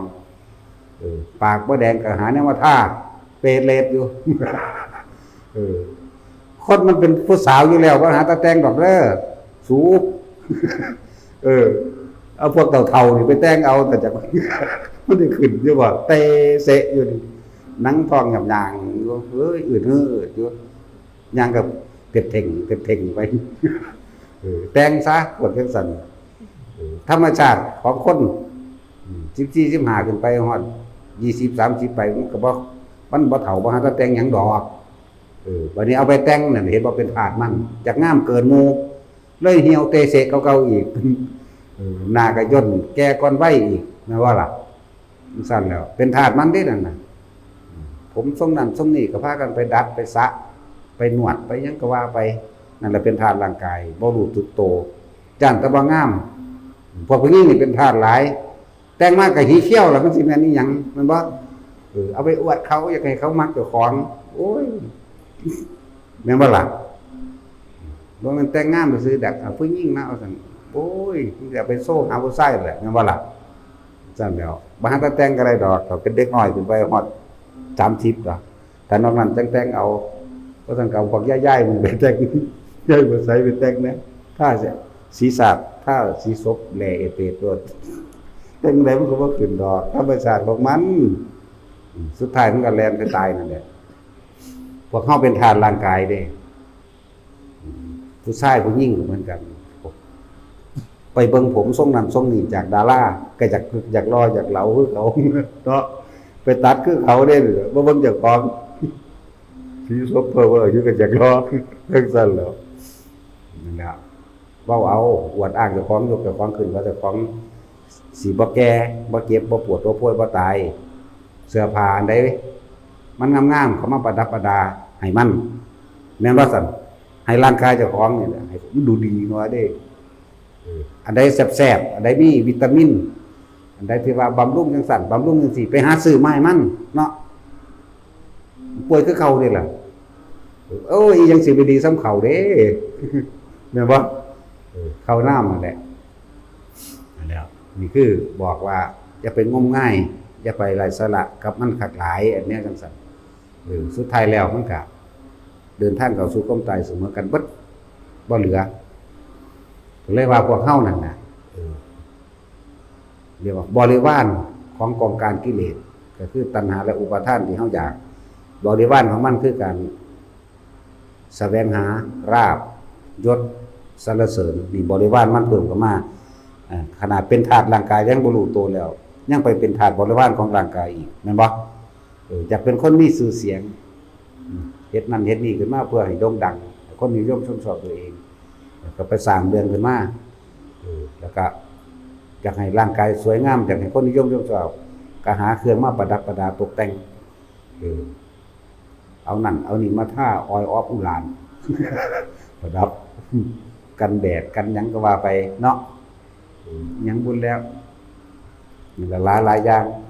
ปากบ่แดงแลเอาตอดอยู่กับไปหาลิปสติกมาท่าให้มันแดงให้มันงามให้เขามักแม่นว่าล่ะแต่บ่ท่าไปหยังก็บ่ท่าให้คนมักถ้าเรานอนอยู่ในห้องมันบ่ท่าเด้ถ้าเราก็อยากออกไปแสดงน้ำถนนบนทางตลาดทำทาเฮ็ดสวิตสวัสดกลมพุ่นกลมพี่ถ้าเห็นผู้ชายแน่ก็เสยผมขึ้นแม่นว่าล่ะโอ้ยหนีเที่ยวอยากเซิงเบิดนั่นแหละที่มันแตกมันสิไปแตกไปหยังกันนี่แม่นว่าล่ะมีผัวอยู่ก็คือเก่านั่นแหละจังซั่นล่ะเป็นธาตุร่างกายเสื้อผ้าได้ดีๆงามๆมีราคาก็เอามาประดับเพื่อให้ดูดีเห็นบ่เพื่อเขานิยมชมชอบร่างกายเจ้าของเองอาหารอันใดที่ว่ามันบำรุงกระดูกบ่ให้มันผุก็ไปซื้อมากินอันใดมันแซ่บอันใดมันว่าไปนั่นแหละทุกอย่างเฮาเป็นธาตุร่างกายบ่รู้ตัวแล้วเฮายังไปเป็นธาตุสื่อเสียงอีกแล้วก็ไปเป็นธาตุหลายๆอย่างที่เฮาบ่เข้าใจคำว่ามัชฌิมาปฏิปทาหรือมัชฌิมาในการใช้ชีวิตสิ่งที่สำคัญที่สุดในโลกนี่อาหารการรักษาโรคคือนุ่งห่มและที่อยู่อาศัยแต่เฮาใช้ชีวิตอย่างพอเพียงหรือมัชฌิมาเข้าใจในการใช้ชีวิตบ่ทะเยอทะยานอยากบ่สุดโต่งบ่ทำให้กายนั้นลำบากนะมันก็ฟังธรรมมันก็เข้าใจถูกต้องมันก็หาทางออกจากตัวเองได้ออกจากความยึดมั่นถือมั่นในตัวเองร่างกายตัวเองร่างกายนี่มันบ่เป็นของเฮาเด้เดินทางเข้าสู่ความเจ็บความปวดความป่วยสุดท้ายเดินทางเข้าสู่ความตายบางคนก็บ่ได้แก่ชราตายเด้ตายแต่ในท้องก็มีตายน้อยก็มีตายกลางก็มีตายแก่ก็มีแต่สุดท้ายก็ตายเหมือนกันนี่แต่เฮาสิมั่วประมาทอีหยังกับการสร้างบุญบารมีความดีเขาใส่ของเองเนาะบุญมันเป็นนามธรรมแต่ว่ามันก็อาศัยการกระทำทางนอกนี่เด้จึงเป็นบุญได้เห็นบ่เพิ่นเลยรูปกับนามว่าไป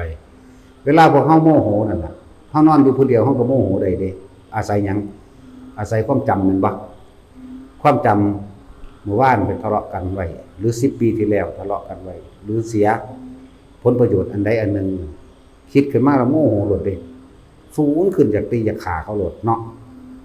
นั่นแหละได้คิดได้ว่านามธรรมตัวนี้จิตตัวนี้สิบ่สร้างรูปสร้างรูปธรรมใดก็นามธรรมหรือสร้างรูปธรรมคนเฮาเฮ็ดหยังก็สร้างคิดซะก่อนจังเฮ็ด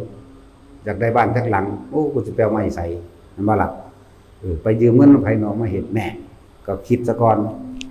จิตคิดจิตเกิดจิตไม่คิดจิตไม่เกิดน้อมลงมาเบิ่งดีๆเด้อขนาดหลงไหลร่างกายโง่หัวบ่ขึ้นแล้วก็พอแห้งแล้วยังสิไปหลงไหลเสือกถาบรรดาสัตว์และชื่อเสียงอีกเป็นธาตุมันทรัพย์สมบัติต่างๆเฮาคิดว่าเฮาเป็นเจ้าของมันก็บ่แม่นอีกเฮาเป็นธาตุมันเบิดพวกเจ้ามีซื้อหน้ามาได้แล้วหรือซื้อที่ดินบ้านหรือสร้างบ้านไว้แล้วพวกเจ้าต้องหวงแหนและรักษาแม่นบ่ล่ะก็เป็นธาตุมันล่ะนั่นนั่นแหละเพราะฉะนั้นพระเพิ่นสิบวชบอกเพิ่นบ่อยากเป็นธาตุแนวหมู่นั้นเนาะพวกบ่บวชก็เป็นธาตุซุแนวแหละธาตุผัวธาตุเมียธาตุลูกธาตุหลานผู้ใดเลี้ยงงัวเลี้ยงควายก็ธาตุงัวธาตุควายผู้ใดเลี้ยงแมวเลี้ยงหมาก็ธาตุหมาธาตุแมวบ่ล่ะผู้ใดยังยึดติดถือมั่นในร่างกายเป็นธาตุร่างกายเจ้าของนี่ล่ะแต่งเข้าไปมันก็แต่งไปฮอดไสมันก็แต่งไปตายนั่นแหละวะบ่ล่ะสุดท้ายแล้วบ่มีอีหยังสิเหนือธรรมชาติธรรมะเป็นเรื่องชีวิตจริงของทุกๆคนเลยแต่พวกเฮาเข้าใจว่ามันบ่แม่นมันบ่แม่นลึกลับด้วยธรรมะ มันเป็นเรื่องต้องทำความเข้าใจเกิดแล้วแก่เกิดแล้วเจ็บเกิดแล้วป่วยเกิดแล้วตายนี่มันบ่แม่นเรื่องลึกลับเลยถ้าเฮายอมรับความจริงนี่สิ่งใดที่พาเฮาเกิดเฮาตายความคิดอารมณ์ความรู้สึกความอยากทะเยอทะยานนั่นว่าล่ะต้องฟังธรรมพุทธเจ้ามันจังสิไปแก้เจ้าของได้เด้อถ้าว่าฟังแก้บ่ได้ดอกแล้วคนส่วนมากดิ้นรนหาเงินยันเจ้าของบ่รวยยันเจ้าของบ่อยู่ดีมีสุขว่าล่ะหาฆ่ากันเอาก็ได้ปล้นขี้ฆ่าข่มเหงหลอกลวงสารพัดร่วมความผิดเฮ็ดได้สารพัดเพื่อให้ตัวเองได้มาเนาะแต่ว่าในการกระทำทั้งหลายที่ได้มาบ่ฮู้บ่สุดท้ายแล้วกรรมก็ตกแก่ตนตัวเองเป็นผู้เฮ็ดเองต้องได้รับแก่ตนเองถ้าเฮาเข้าใจคำว่าที่อยู่อาศัยเฮาเลือกสวนเราหน้าเฮาก็พอมีอยู่มันสิกันโยทะเยอทะยานไปหยังกระดอดแท้คนเฮาแค่หากินซ้ำตายหันมาให้ความสำคัญของใจเจ้าของแน่ให้ความสำคัญของความคิดเจ้าของแน่แต่ว่าต้องฟังธรรมมันจึงจะเปรียบเทียบได้จุดหมายทั้งหมดบ่ว่าสิเป็นการให้ทานการรักษาศีลที่พระพุทธเจ้านำมาเป็นแนวทางแห่งการปฏิบัติเพื่อการพ้นทุกข์ได้ก็คือเพิ่นให้น้อมการกระทำคำพูดเพื่อจะเห็นอันเกิดจากความคิดของเฮาจิตเป็นผู้คิดความคิดต่างๆสามารถสร้างจินตนาการได้ทั้งหลายความคิดต่างๆสามารถฆ่าคนก็ได้แม่นบ่ล่ะมันก็แล้วเพิ่นจึงให้พวกเฮาน้อมเข้ามาเห็นความจริงคนเฮาสุขคิดถูกใจพอใจสุขเห็นว่าคนเฮาทุกข์คิดบ่ถูกใจบ่พอใจทุกข์เฮ็ดจังได๋เฮาสิเป็นกลางๆได้เดี๋ยวนี้ถ้าธรรมะพุทธเจ้าท่านได้ยังสิสามารถความคิดเป็นกลางได้กลางหรือเป็นอุเบกขาได้นั่นแหละทุกคนต้องฟังแล้วทุกคนก็ต้องไปฝึกตนเองแล้วมันก็บ่เหนือวิสัยของมนุษย์ที่ทำได้เบิดทุกคนนิพพานบ่ได้อยู่ไกลเด้อยู่ในหูดังเรียกว่าล่ะพระอรหันต์ก็บ่ได้พูดทางนอกเด้อยู่ในหูดังเฮานั่นแหละผู้ใดได้ลมหายใจแล้วรู้ลมหายใจแล้วมันสิเห็นดอกหน้าจังซั่นแล้วมันบ่เป็นตัวเป็นตนดอกพระอรหันต์มันเรียกว่าล่ะมันเป็นของว่างจักบ่แม่นของว่างขนมนมเนยคือบ่เกี่ยวกินเด้คนละแบบจุดหมายทั้งเบิดที่พุทธเจ้านำอริยสัจนำความจริงหรือวิธีการต่างๆในการใช้ชีวิตก็เพื่อให้ทุกคนพ้นออกจากการเวียนว่ายตายเกิดเพื่อให้ทุกคนพ้นออกจากทุกข์อันเกิดจากความคิดเด้บ่ล่ะคำว่าอาสวะแปลว่าอารมณ์ที่ยังคล้องอยู่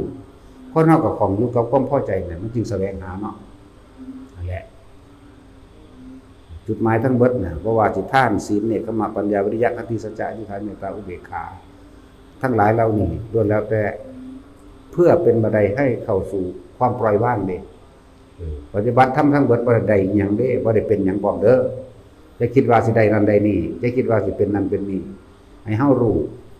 ความคิดเจ้าของให้มันทันในปัจจุบันนี้เองความคิดมีกำลังมหาศาลฆ่าคนก็ได้จักว่าล่ะทำบุญก็ได้ทำบาปก็ได้ว่างตัวเองก็ได้อยู่ที่เฮาเองแล้วก็วิธีการต่างๆถ้าเฮาบ่มีธรรมพระพุทธเจ้าถ้าพระพุทธเจ้าบ่ตรัสรู้นะพวกเฮาบ่มีวันตื่นเลยอยู่กับความหลับไหลอยู่กับความบ่รู้จมอยู่กับความอยากได้อยากดีอยากมีอยากเป็นตลอดทุก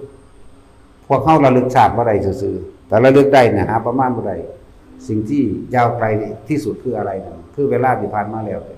พวกเฮานี่เสียเวลามามากแล้วนานนับหลายร้อยล้านอสงไขยเลยว่ามันน้อยๆเด้มันบ่ได้น้อยเด้ที่พวกเฮาถูกตัณหาอุปาทานหลอกลวงทำเวรทำบาปทำกรรมอีหยังมาไหลมาเรื่อยจนเท่าเดี๋ยวนี้นั่นแหละถ้าผู้ใดนำธรรมพุทธเจ้าออกไปแก้ไขปัญหาได้เบิดทุกอย่างแม้กระทั่งการเกิดจักว่าล่ะแต่ว่าจุดหมายทั้งเบิดที่เพิ่นพาเฮ็ดนั่นน่ะคือต้องการให้คนว่างตัณหาหรือว่าท่านหมดความอยากและความยึดถ้าเฮารู้และนำท่านความคิดของเฮาเองมันสิหยุดเองดอกแต่วิธีการของพออยู่ดีสอนนึง แนะนำคือการทรงฌานเจริญฌานโดยอานาปานสติและมีเครื่องอยู่คือจับจุดอารมณ์นี่เป็นภาษาหนึ่งต่างหากแต่ว่ามันก็มีในบาลีคือเก่าอุณาโลมแปลว่าระหว่างหน้าผากระหว่างกลางคิ้วหรือกลางหน้าผากนั่นเองทำความรู้สึกตัวอยู่ตรงระหว่างกลางคิ้วหรือกลางหน้าผากคำว่ารู้สึกตัวนี่คิดต้องบ่คิดทั้งรู้สึกตัวใดคำว่าคิดนี่มันสิคิดถึงบุคคลสัตว์สิ่งของอารมณ์ความรู้สึกเฮาสิไปเกิดกับบุคคลที่เราคิดถึง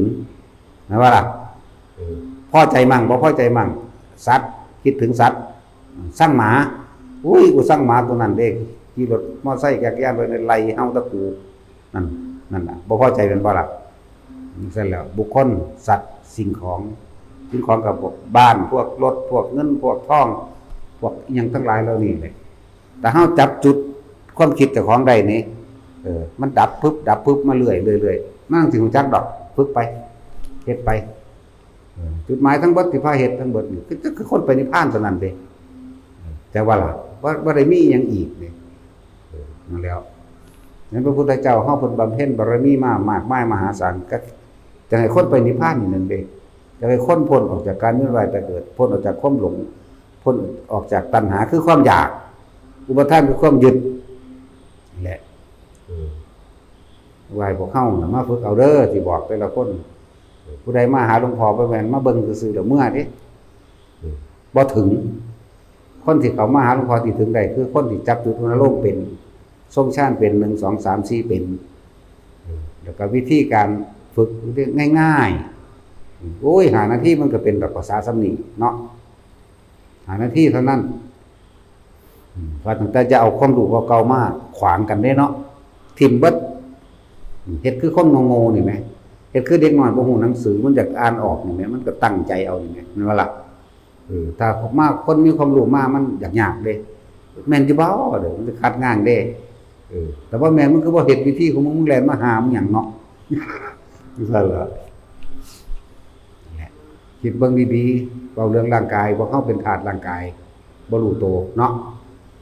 อาหารใดดีซื้อมามันกินบ่อยากให้มันเฒ่ามันแก่แม่นบ่จะให้กระดูกแข็งแรงก็เอาละแอลลีนผิวบำรุงเอาได้เอาท่าแน่เอาต้องกินแน่ผู้ใดมีเงินแน่ก็ไปดึงไว้แม่นบ่ซั่น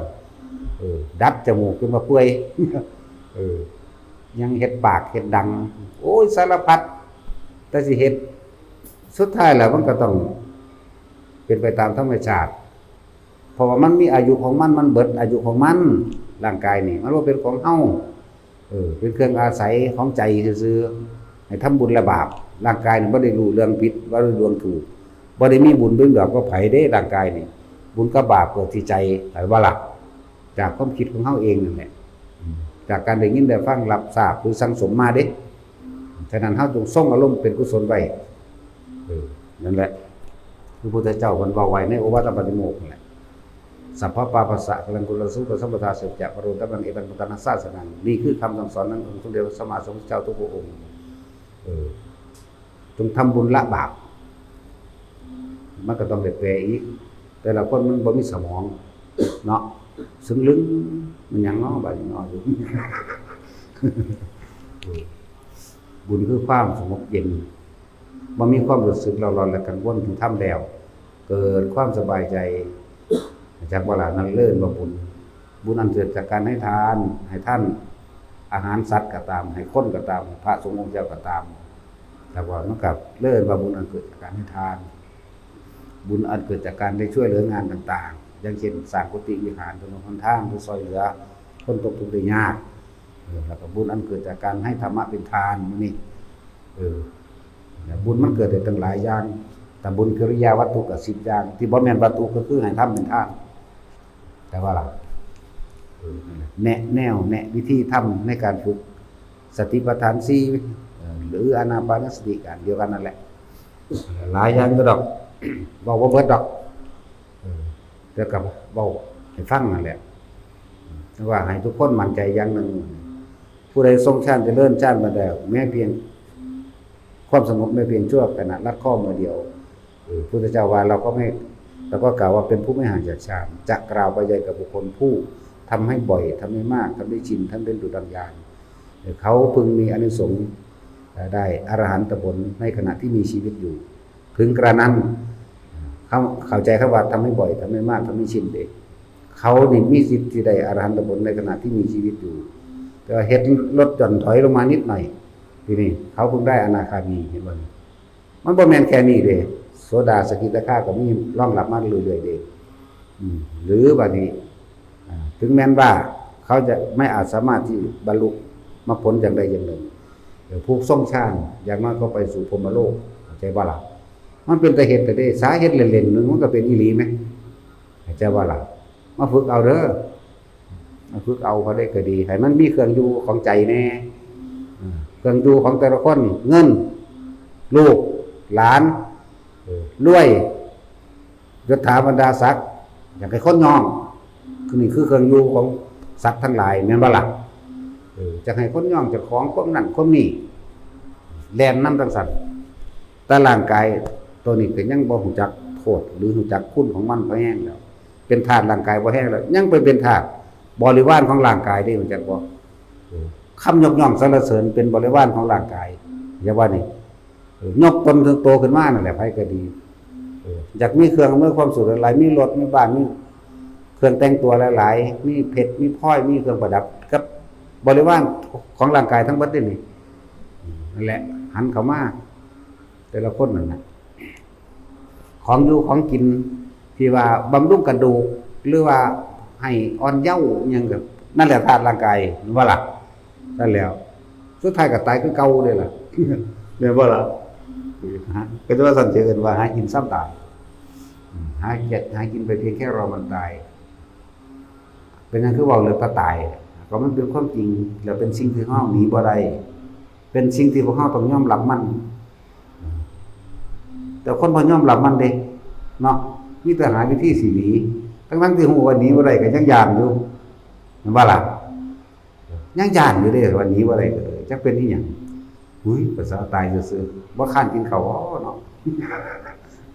เฮาบ่ค้านกินข้าวแห้งเด้กระดานมีคนหาให้กินเด่นเนาะอันนี้หากินเองแท้ๆก็ยังบ่ค้านอยู่หากินยากคักปานนี้แล้วให้น้อมเข้ามาเบิ่งกายเจ้าของเองกับใจเจ้าของเองมันก็น้อมมากายกับใจนี่นึงได้ล่ะกายบ่เป็นของตนใจคือความรู้สึกความคิดนั่นแหละพาเกิดพาตายใช่บ่ล่ะแต่ผู้ใดหยุดความคิดได้มีความอยากได้อยากดีอยากมีอยากเป็นเฮาก็สิเห็นดอกนะคำว่านิพพิทะหรือนิพพานชั่วขณะเฮ็ดไปเถอะจุดหมายเดียวกันสิพาเฮ็ดหยังก็สร้างจุดหมายคือนิพพานคือบ่กลับมาเกิดอีกคือให้มันรู้ทันความคิดได้มันก็หยุดเองดอกนะแหละมาส่งเอาเฮ็ดเอาฝึกเอาทรงฌานเจริญฌานพอพวกเฮาหนีความตายบ่ได้ดอกแต่คือเก่าจะไปเงิดหลายน้ำนั่นเห็นว่าเขาเป็นเจ้าเป็นนายเห็นว่าเขามีนั่นมีนี่มีก็มีไปตายแหละเนาะเรื่องสั้นแหละแต่ก็หลายๆอย่างที่พวกเขาส่งความคิดออกไปให้ความสำคัญโดยภายนอกบ่ได้ความสำคัญของใจเจ้าของเลยความสำคัญว่าอยากเป็นทหารอยากเป็นตำรวจอยากมียศอยากมีนั่นมีนี่คนเฮาเด้อสิต่างจากสัตว์เพราะว่าคุณธรรมเด้อนอกนั้นเลวกว่าสัตว์อีกแต่ว่าก่อนสิมาเป็นสัตว์มันก็เลวเหมือนคนซะก่อนนั่นแหละเพื่อนกลับไปกลับมาอยู่นี่แหละคนที่เรียนสูงปริญญาตรีโทเอกหรือมีอาชีพการงานสุถาบรรดาศักดิ์เป็นเจ้าเป็นนายจริงๆว่าเป็นเจ้านายเด้เฮาบ่ได้ให้ค่าเด้เป็นคู่กับสร้างนั่นแค่อาชีพพวกเจ้าเรียนลูกเรียนเมียเรียนผัวพวกเจ้าซื่อๆเห็นบ่เป็นสสก็แค่อาชีพเป็นทหารเป็นตำรวจก็แค่อาชีพจะคิดว่าเจ้าของเป็นคนดีเรียนจบสูงก็จะคิดว่าเจ้าของวิเศษพวกเจ้าเรียนจบสูงแล้วทำให้ใครพ้นทุกข์ได้พวกเจ้าเป็นตำรวจแล้วทำให้ใครพ้นทุกข์ได้เป็นทหารยศนั้นยศนี้ทำให้ใครพ้นทุกข์ได้บ่มีประโยชน์หยังเลยเนาะก็แค่ว่าดีบ่ดีเป็นโทษซ้ำเพราะอาศัยยศถาบรรดาศักดิ์และตำแหน่งกดโกงกินเลือดกินเนื้อหมู่เราประชาชนคนอื่นมันว่าจังซั่นแหละควรสำนึกสำเนียกไว้แน่ภาษาสำนักแล้วยิ่งพวกข้าราชการตำรวจทหารยังพวกนี้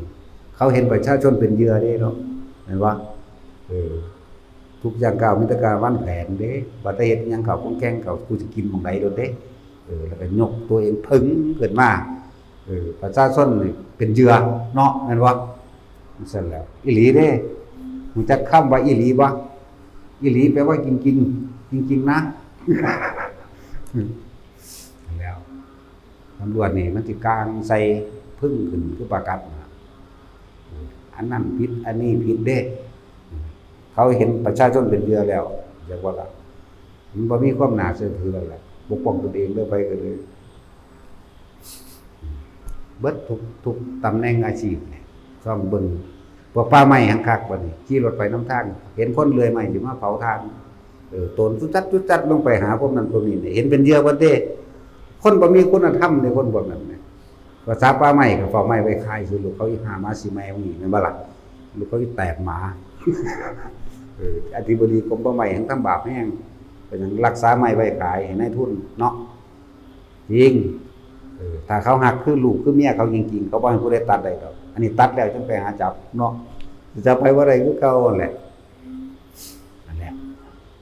ได้ในจักหน่อยก็ศูนย์ว่ะพวกไล่พระออกจากป่านี่หรือไล่ป้าออกจากพระนี่เนาะเรียกว่าพวกไล่ป้าออกจากพระมันตัดป่าไม้หัวโลนเบิดพระไปอยู่ปลูกเขียวขึ้นแล้วมันสิไล่พระออกจากป่าได้บ่แม่นว่าล่ะคือจะสร้างจักยังไดมันสิยกเลิกดอกป่าไม้เนาะวิธีแก้หมู่บ้านชุมชนนั้นๆช่วยกันดูแลรักษาเพราะต้นไม้นี่เป็นแหล่งอาหารเป็นหัวใจของโลกเป็นแหล่งต้นน้ำก็เป็นแหล่งอาหารก็เป็นทุกอย่างในการเลี้ยงชีวิตของคนของสัตว์อยู่ในหันเบิดแม่นบ่ล่ะวิธีแก้เลิกจ้างอธิบดีกรมป่าไม้เลิกจ้างพนักงานป่าไม้ให้เอาหมู่บ้านชุมชนตำบลนั้นๆช่วยกันดูแลรักษาเขาสิรักษาได้ดีกว่าพวกนี้อีกถ้าคนต่างถิ่นมาตัดไทบ้านหุ่มใส่ก็จับได้ตัวแต่ถ้าป่าไม้เด้อันนั้นอันนี้แล้วก็แก้ตัวเป็นส่วนใหญ่แก้ตัวเป็นส่วนมากพวกนี้แก้ตัวเก่งเนาะด่าเขาแน่แมวมันขวางพุทธศาสนาเลยบวชเข้ามาแล้วพุทธเจ้าบอกโน่นป่าไม้นั่นภูเขาลอมฟางเรือนว่างพระลานหินถ้ำเงื้อมผาพวกเธอทั้งหลายจงไปอาศัยตรงที่นั้นเพื่อทำความสงบวิเวกเกิดเห็นบ่ล่ะแล้วด่ามันแน่แบบมาสิแมงเนาะพวกคนจำเอาเด้อมื้ออื่นเฮ็ดจังไดแน่นั่นแหละถ้าเว้าเรื่องนี้แล้วมันสูญสิเศร้า มันจะฆ่าพวกนี้ว่านี่ใช่เลยไว้อึ้งกับอึ้งกลางไปหาจับมาต้มในหน้าพวกแม่ซี่เดี๋ยวไปไตอึ้งนั่นแหละนั่นแหละบักแม่กี้มากกับไผกับผู้ใดอีกบักหนึ่งอันพวกนั้นโอ้ยขี้ลายปันกูบ่อยากหูจักดอกกูบ่มักดอกพวกผู้หญิงเพิ่นกูมักกูก็ใส่มาบวชเพิ่นมาบวชเด้บักลำเพิ่นได้มาเมื่อใดมื้ออื่นติ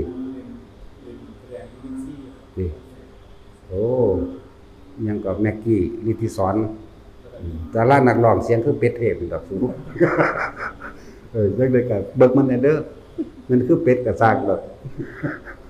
ซั่นแหล้วบักลำเพิ่นก็หาหมกหวกบ่ยังไปแล้วบักหาไปเลย